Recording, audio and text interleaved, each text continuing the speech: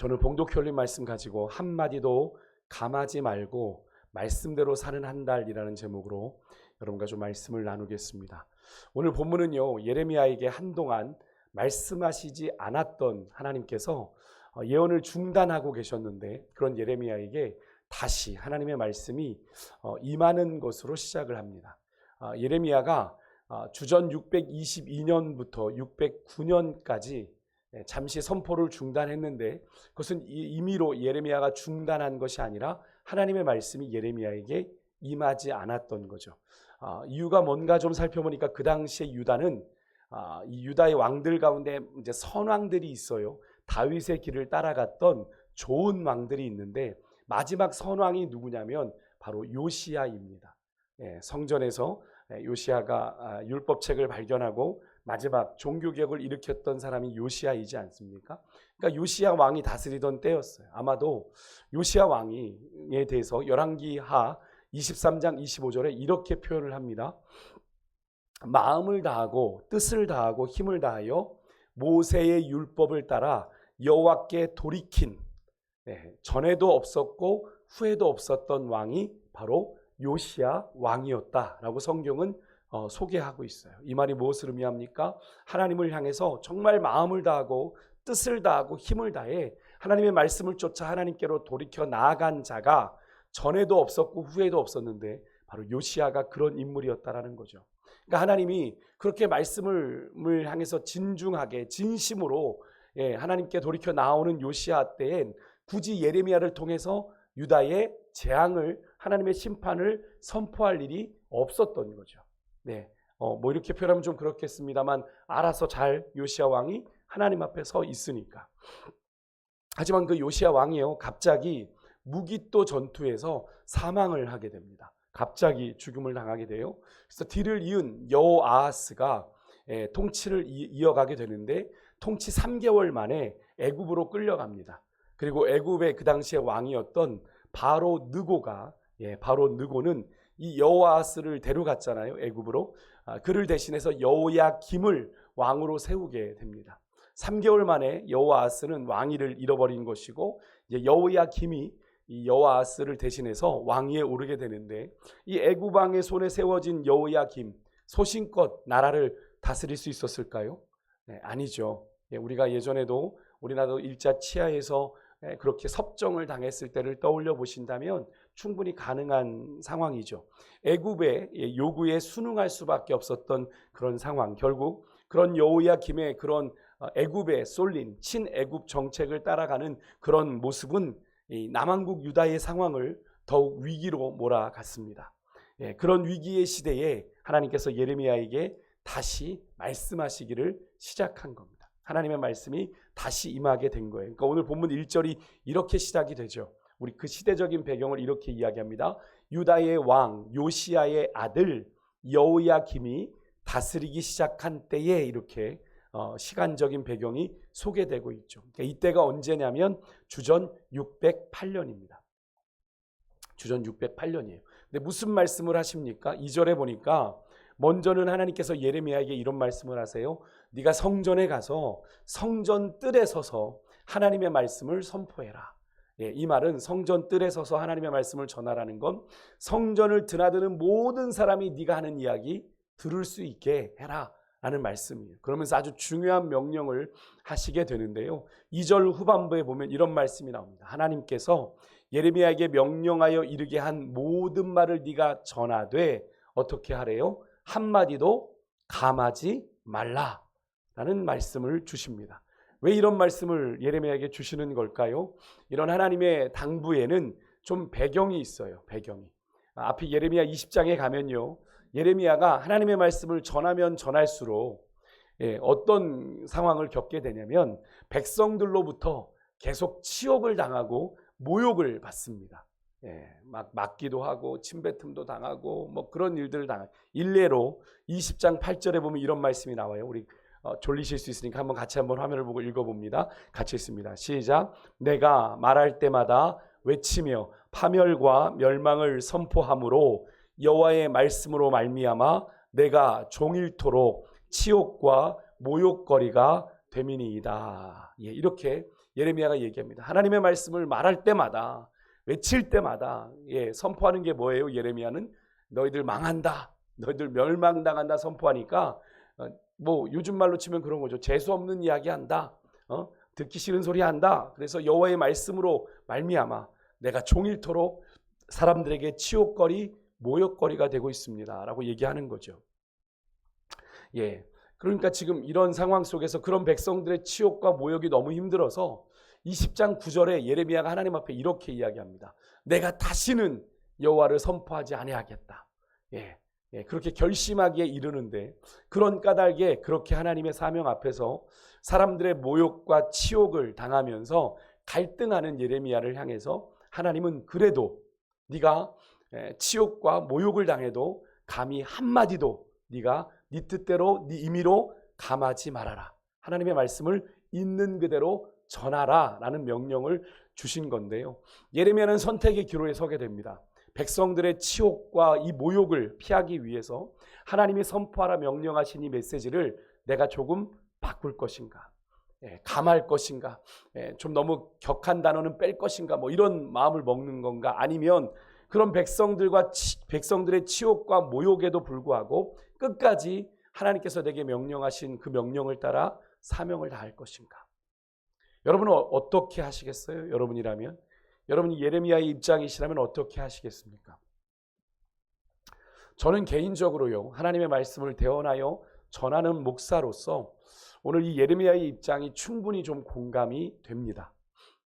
제가 종종 말씀드리지만, 물론 이론상으로는 이 말씀을 전하는 이 자리가 하나님의 말씀대로 전해야 하는 것이 설교의 본질입니다.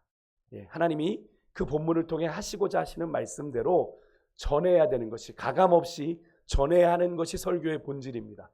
근데 실제로는 그럴 수 없는 경우가 많은데요. 그래서 목회자들이 이렇게 전해야 될 내용을 좀 액면 그대로 전하지 못하고 좀 완곡하게 바꾸거나 부담스러운 내용, 오해의 소지가 있는 내용들은 피하거나 할 때가 종종 있습니다. 사실 이런 모습은 제가 제 모습을 합리화시키려는 게 아니라 벌써 오래전부터 한국교회 강단에서 솔직히 만연되어 온 현상이기도 합니다. 제가 그런 말 드린 적 있죠. 성도들이 듣기 좋은 소리만 강단에서 하는 겁니다. 하나님의 말씀이 오늘 예레미야에게 주신 하나님의 명령처럼 가감없이 그래도 선포돼야 하는 것이 하나님의 말씀인데 실제로는 그렇지 않은 거죠. 그래서 성도들이 부담스러워하거나 듣기 싫어하는 죄, 너 회개하십시오, 뭐 이런 얘기들은 되도록 피하는 겁니다. 왜? 그렇게 설교하면 성도들이 자꾸 안 와요, 교회를. 자꾸 마음에 찔림을 준다고, 부담을 준다고, 마음 불편하게 한다고 내가 일주일에 한 번 교회 오는데 내가 그딴 얘기나 듣게 됐냐고 교회를 안 오는 거예요. 그러니까 목회자들이 어떻게 되겠습니까? 어쨌든 모여야 될 거 아니에요.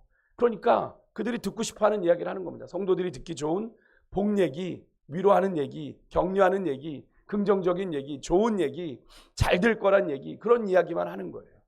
그들의 삶이 어떻게 망가져가든 상관없는 겁니다. 그냥 잘하고 있습니다. 격려만 하는 거예요.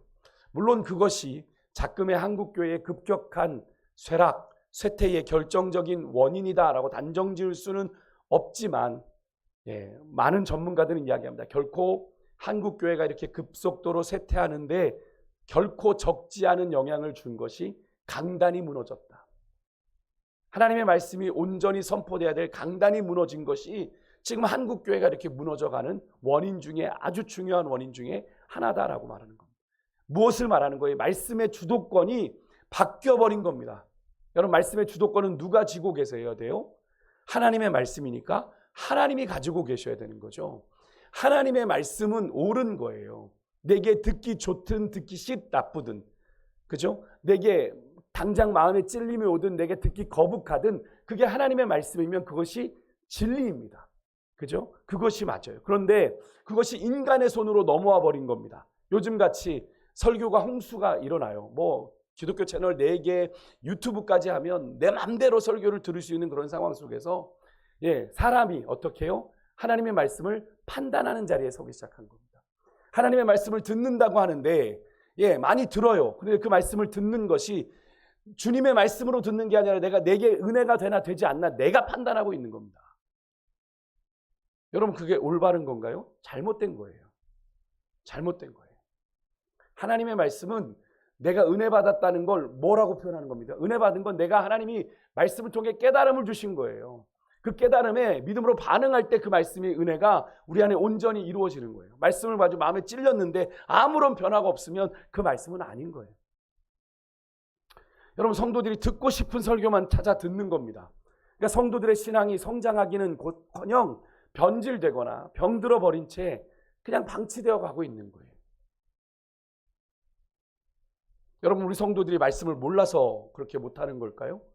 그렇지 않습니다. 지금은 얼마든지 말씀을 들으려 치면 많이 들을 수 있어요. 그런데 말씀대로 살지 않으니까, 말씀대로 살아내지 못하니까 오늘 한국교회가 이 지경까지 가고 있는 겁니다.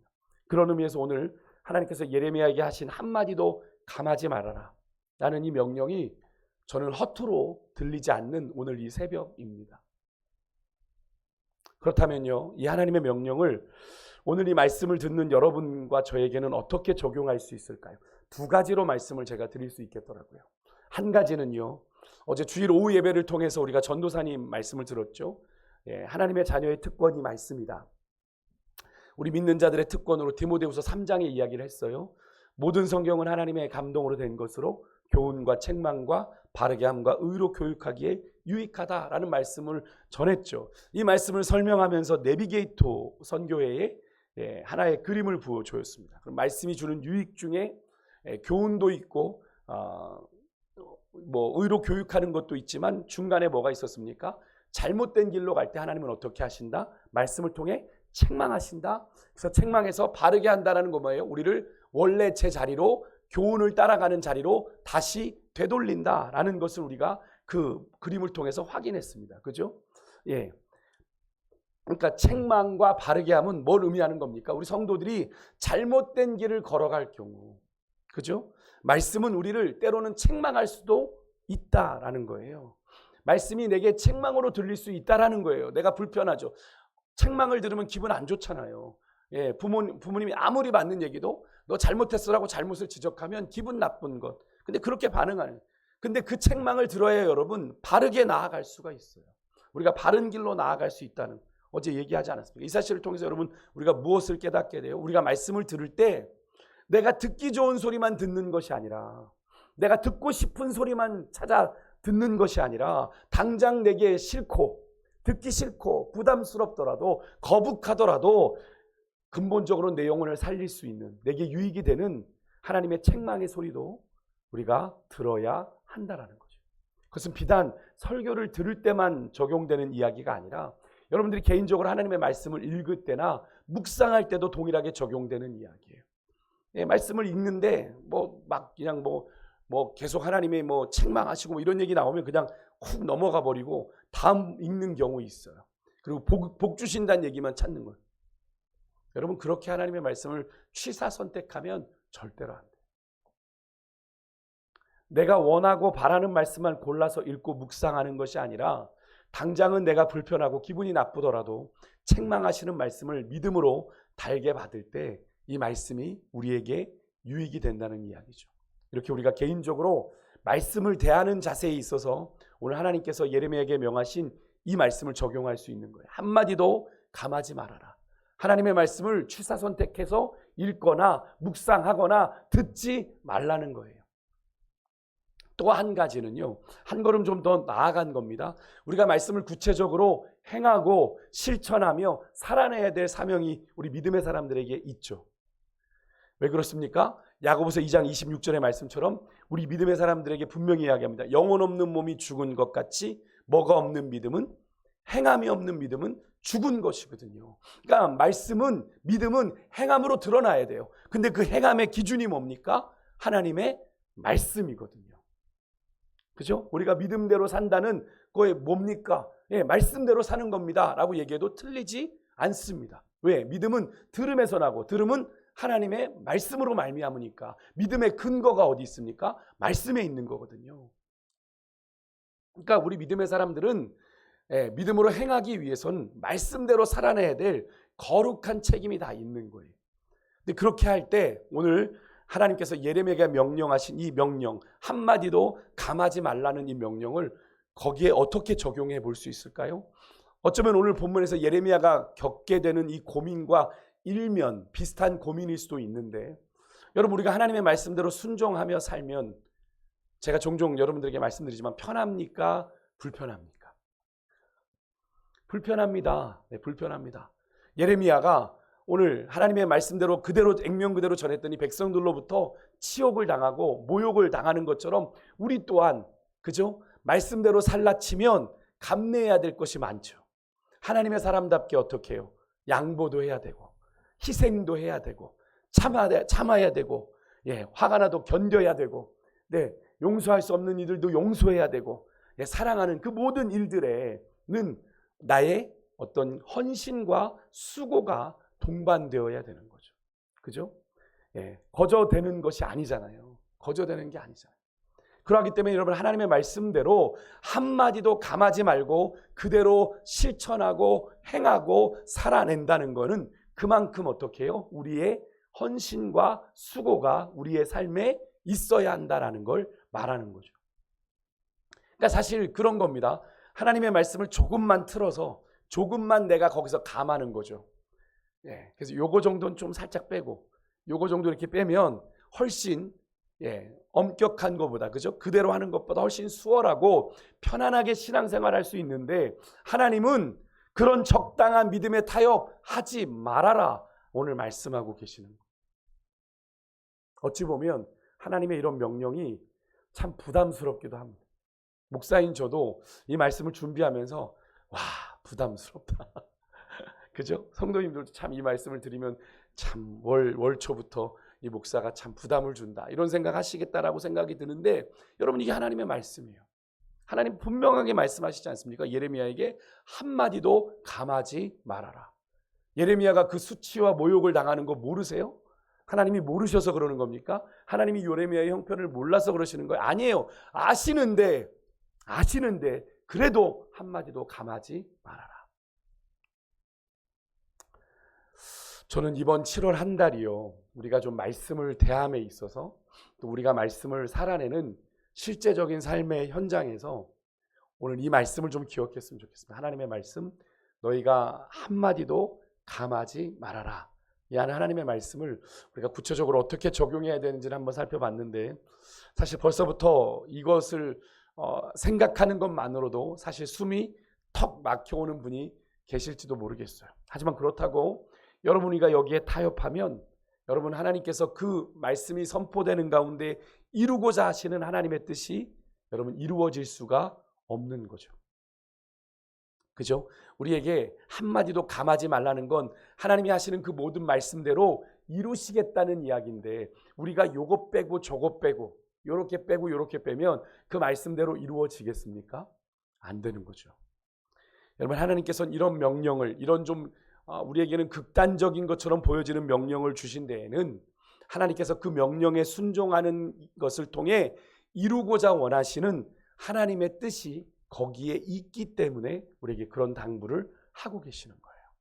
여러분 오늘 우리가 이 아침에 그렇게 기도하며 나아갔으면 좋겠습니다. 하나님, 우리가 순종했을 때 마주하게 될 여러 가지 불편함 그리고 부담감으로 인해 우리가 하나님 지레 포기하지 않게 해주시고, 하나님 한마디도 감하지 말라 하시니 하나님의 말씀에 온전히 순종할 수 있는 하나님 힘과 능력을 하나님 내 안에 계신 성령님을 통해 우리에게 공급해 달라고 그렇게 좀 간구하며 나아가는 오늘 이 아침이 되었으면 좋겠습니다. 그래서 7월 한 달 하나님 내 뜻대로 살아감이 아니라 주님 뜻대로, 그래서 주님 뜻이라면 내가 불편해도, 내가 거북해도, 내가 손해를 봐도, 내가 희생을 해도 내가 순종하리라, 그렇게 나아가는 7월 한 달이 될 수 있었으면 좋겠습니다. 그래서 7월 한 달 벌써 이제 장마가 시작된다고 하는데요, 습한 장마, 찌든 더위가 오면 뭐가 올라가죠? 불쾌지수가 올라갑니다. 그것만으로도 사실 우리가 하나님의 말씀대로 오늘 말씀처럼 한마디도 감하지 않는 일이 참 부담스럽고 어려운 일이겠지만, 그럼에도 여러분 우리가 하나님의 명령을 따라 순종하며 나아갈 때, 오늘 본문 3절 이거 잠깐 한 절만 찾아볼게요. 하나님이 기대하시는 일이 있어요. 하나님이 우리에게 그렇게 예레미야에게 그렇게 말씀하신 이유가 있는데, 오늘 본문 3절에 보면 하나님 이렇게 말씀하세요. 우리 3절 한 번만 다시 읽어볼까요? 시작. 그들이 듣고 혹시 각각 그 악한 길에서 돌아오리라. 그리하면 내가 그들의 악행으로 말미암아 그들에게 재앙을 내리려 하던 뜻을 돌이키리라. 아멘. 하나님께서 기대하는 게 뭐예요? 당신의 택한 백성들이 혹시예요. 이 혹시라는 단어를 잘 보셔야 돼요. 각각 그 악한 길에서 돌아오는 회개와 구원의 역사가 우리의 삶의 현장에 일어날 수 있기 때문에 하나님은 이 혹시라는 단어를 통해 당신의 택한 백성들을 향한 하나님의 기대, 또 그들이 얼마든지 돌아오기만 하면 당신의 결정을 번복할 준비가 되어 있다라는 것을 오늘 말씀을 통해 보여주고 계시는 거죠. 그런데 여러분, 하나님이 택한 백성이 누구인지 우리는 알아요? 모릅니다. 그죠? 하나님이 구원키로 작정한 택한 백성들 우리는 모릅니다. 그러니까 제가 종종 이야기하는데 우리가 누군가의 구원을 함부로 단정 지으면 안 됩니다. 내가 보기엔 저런 사람은 절대로 구원받지 못할 사람이다 라고 내 기준을 가지고 누군가의 구원을 단정 지으면 안 돼요. 그거는 제가 일전에도 말씀드렸지만 하나님의 영역을 침범하는 아주 교만한 죄입니다. 구원은 하나님만 판단하시는 거예요. 그죠? 그러니까 우리는 그저 전할 뿐, 저 사람이 구원받을 인생인지 구원받지 못할 인생인지 우리가 함부로 판단하면 안 돼요. 내가 저 사람에겐 복음을 전할 수 없어. 저 하는 꼬라지머니 틀렸어. 그런데 어떡하죠? 하나님은 십자가에서 죽기 직전에 강도도 구원하셨는데, 그죠? 하나님이 구원하시는 타이밍은 죽기 직전에도 가능하단 말이에요. 그런데 그 사람의 인생을 내가 함부로 구원받지 못한 인생으로 단정 지어버리면 그건 뭡니까? 죄이죠. 누군가의 인생을 그렇게 정죄한 죄가 되는 거예요.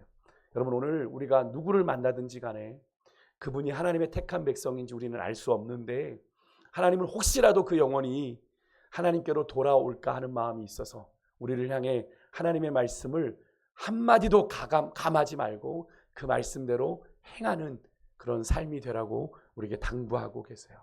사랑하는 성도 여러분, 오늘 이 아침에 당신의 택한 백성들을 향한 하나님 아버지의 마음을 우리가 좀 느낄 수 있었는데요.